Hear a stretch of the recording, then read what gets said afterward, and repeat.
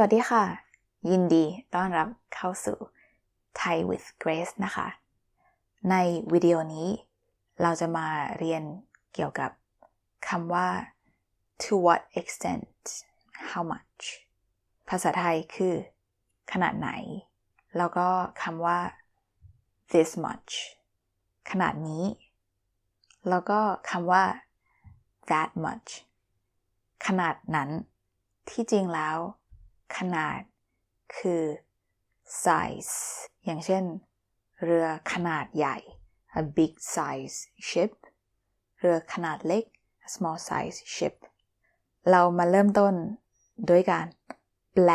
ประโยคนี้นะคะ How much do you like Thailand ภาษาไทยคืออะไรคะ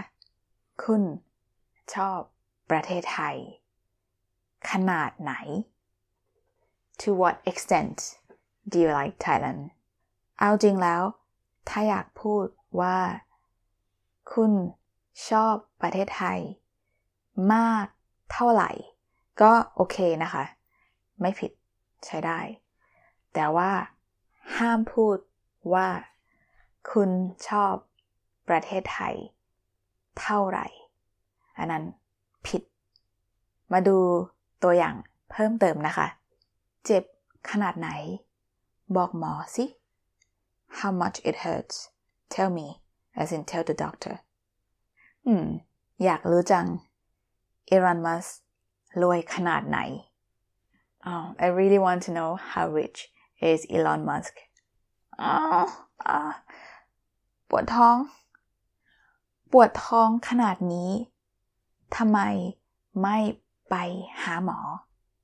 If you have this much stomach pain why don't you go to the doctor